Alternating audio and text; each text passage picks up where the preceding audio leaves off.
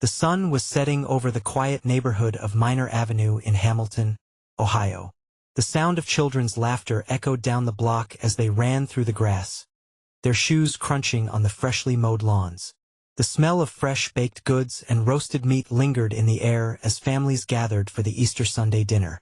It was a typical spring afternoon, with birds chirping from the nearby trees and the sky painted in soft shades of pink and gold. The community was alive with the warmth of holiday cheer, and the houses stood like silent witnesses to the peacefulness of the day. Inside 635 Minor Avenue, the Ruppert family was preparing for their annual Easter dinner. The house, though modest, was filled with warmth and the sounds of conversation. Charity Ruppert, the matriarch of the family, was in the kitchen, preparing her famous sloppy joes. Her son Leonard Jr. and his wife Alma were in the living room, watching their children play in the front yard. It was a family gathering like any other.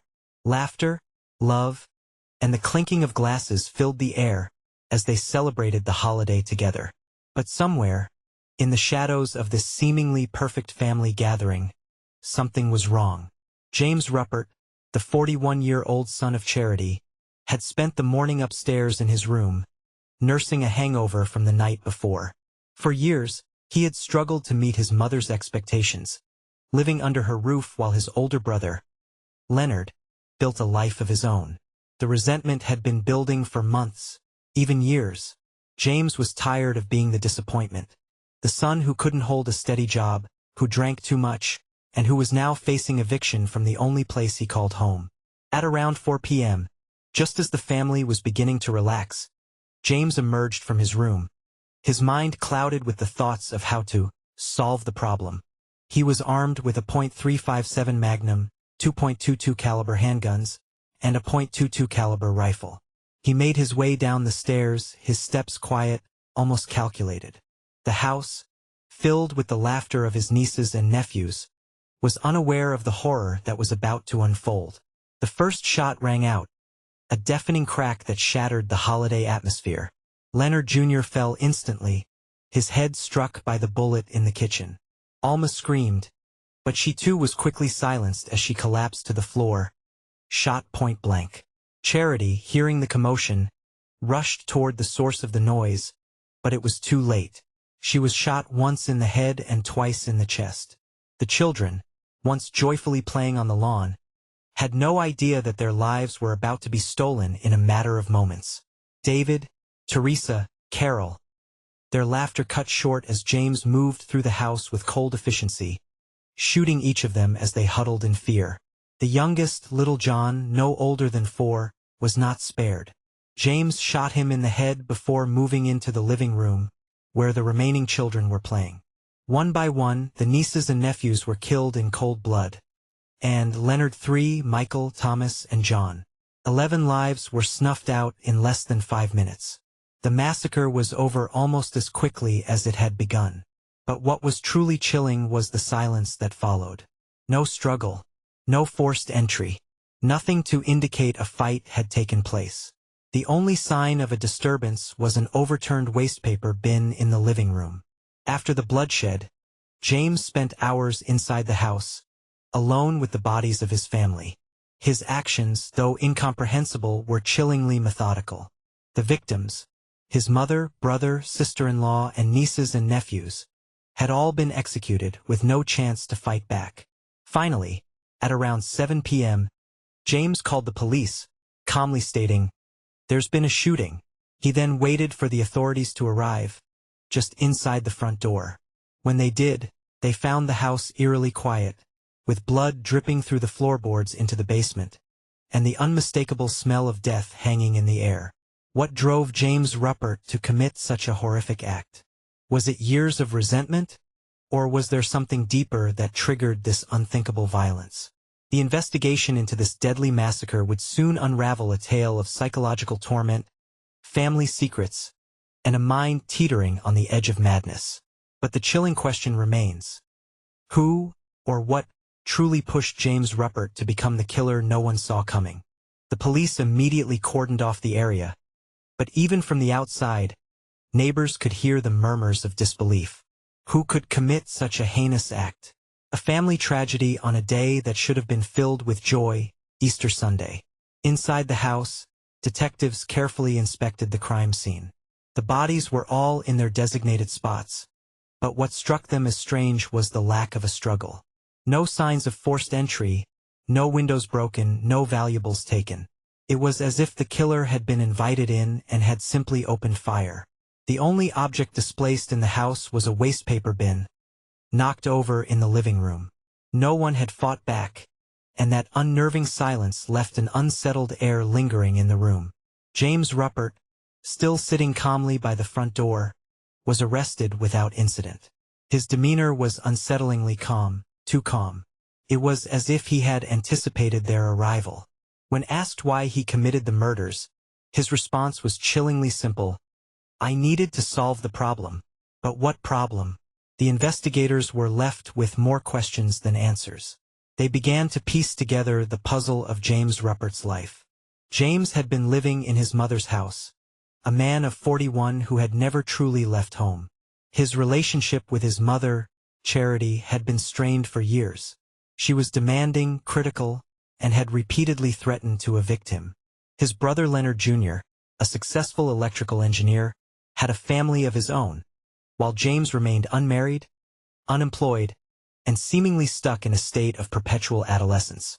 The resentment between James and Leonard was palpable, and his bitterness toward his family had been simmering for years. James had dropped out of college after 2 years, and though he had trained as a draftsman, he was unemployed by the time of the massacre. He struggled with a drinking problem, which only compounded his frustrations. His mother had made it clear that she thought he was a failure. And as the anniversary of his 41st birthday passed just a day before the massacre, James had been living in a deep depression. He was about to be evicted, an event that would, in his mind, finally bring everything to a head. But something had shifted in James over the course of the past few weeks. A month before the murders, he had been seen inquiring about silencers for his weapons while buying ammunition. This was not the behavior of a man simply venting frustration. The pieces were slowly falling into place, but there was one key element that had yet to be explained. Why had James, who had no criminal history, chosen this specific moment to strike? As the investigators dug deeper into James's recent activities, they uncovered a chilling clue. Just hours before the massacre, James had been at the 19th Hole Cocktail Lounge, where he had confided in an employee, 28-year-old Wanda Bishop. He had expressed his frustrations about his mother's demands, and how he had no choice but to solve the problem. As James was escorted out of the house, his eyes vacant and his face expressionless, the detectives were left with a growing sense of unease. What drove James to murder his entire family? Was it his frustration over his mother's constant demands, his brother's success? Or was there something darker buried within him? But it wasn't just the motive that haunted the investigators. It was the way James had acted after the massacre.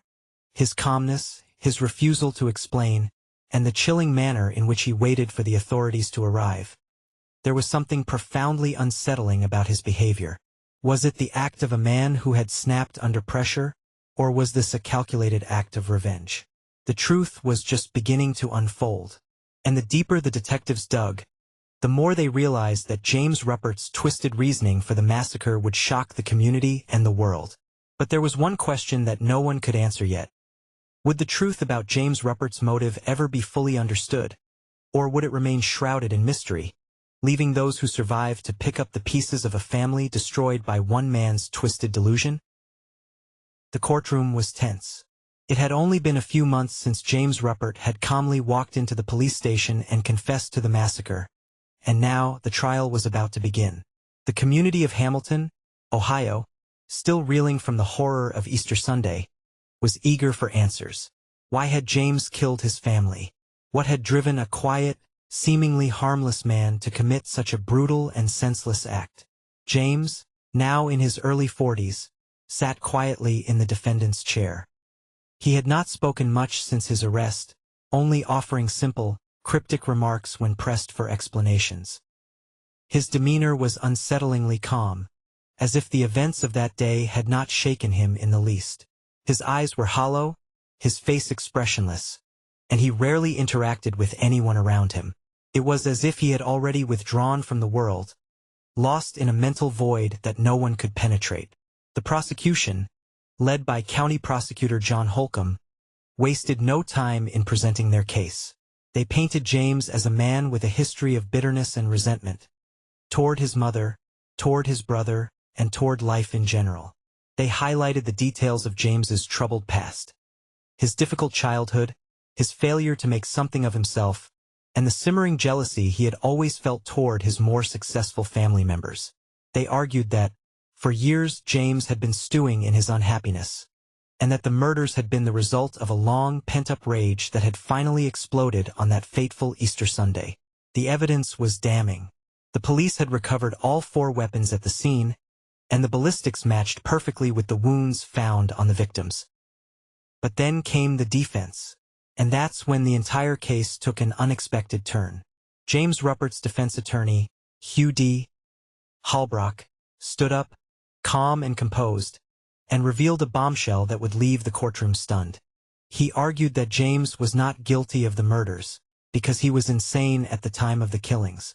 He explained that James had suffered from severe mental illness for years, a condition that had gone undiagnosed and untreated. According to Halbrock, James's troubled childhood, his feelings of inadequacy, and his inability to cope with his mother's constant criticism had contributed to his psychological breakdown. He claimed that the events leading up to the massacre, James's visit to the bar the night before, his discussions about solving the problem, his purchase of silencers, and his later actions, were all signs of a man completely detached from reality. Halbrock further argued that James had not planned the murders in the traditional sense. Instead, he had been driven by a distorted, irrational view of his family's expectations and a profound sense of being trapped in his own life. He wasn't capable of understanding the full scope of his actions, Halbrock said. To him, the murders had been a solution to a lifetime of frustration and neglect, and in his disturbed mind, it made perfect sense. The defense presented expert testimony from psychiatrists and psychologists who diagnosed James with severe depression and signs of personality disorder, including narcissistic traits. They argued that his inability to hold down a job, his feelings of powerlessness, and his isolation from the world around him had slowly driven him to madness. They painted James as a man overwhelmed by a world he couldn't control, and in that overwhelming moment of hopelessness, he snapped. The jury, listening intently, could not ignore the compelling case for James's insanity. It was clear that he had been living in a psychological prison for years, a man unable to break free from his own tortured mind. Yet, there was still something deeply unsettling about his actions. How could a man who seemed so detached from the horrors of his actions show no remorse? How could someone so quiet, so unremarkable, commit such an atrocity without any warning? The trial continued for weeks, with both sides presenting their arguments and evidence.